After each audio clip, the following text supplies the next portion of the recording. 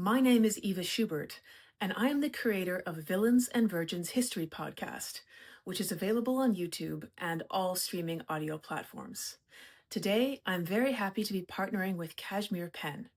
Kashmir Pen is sharing these stories across the region and beyond to make them available to a wider audience. I hope you enjoy them, and thank you so much for your support.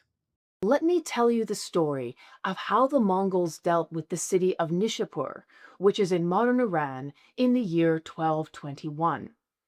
So the Mongols are laying siege to this city, and one of the defenders shoots an arrow which happens to kill a Mongol warrior. You'd think that would be a good thing, but it wasn't, because this particular Mongol warrior was the son-in-law of none other than Genghis Khan himself, the leader of the entire army. And Genghis allowed his daughter, who was now a widow because her husband had just been shot, to choose the revenge that would be visited upon the city of Nishapur. She said that every living thing in the city would die. Men, women, children, even the dogs and cats. And when the Mongols breached the walls and rushed into the city of Nishapur, they did exactly as she had commanded. They even made piles of heads, separated by category. A pile of men's heads, a pile of women's heads, and yes, a pile of children's heads.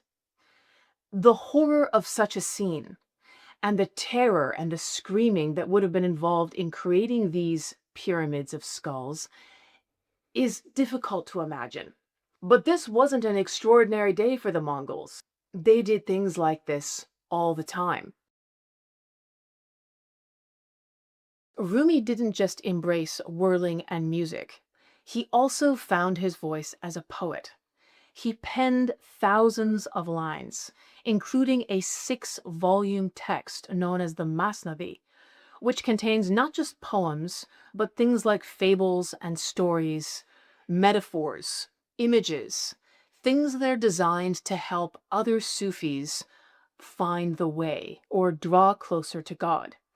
And to give you an example of the type of story that exists in the Masnavi, here is one of them.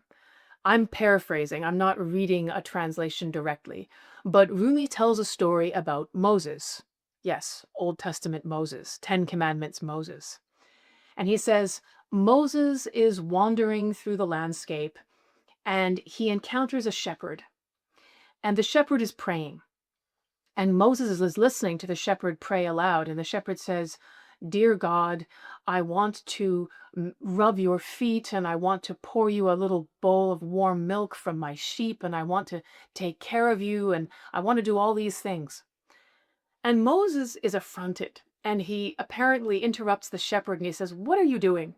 Don't you know that God doesn't have feet that you can rub and he doesn't drink sheep's milk? What nonsense you're saying. This is uneducated stuff. You have it all wrong. And God says to Moses, Leave the shepherd alone. The shepherd worships in the way he understands. I'm not interested in the words that he says and how correct they are. I am interested in what is in his heart. So this is the kind of story that Rumi tells and that Sufis tell.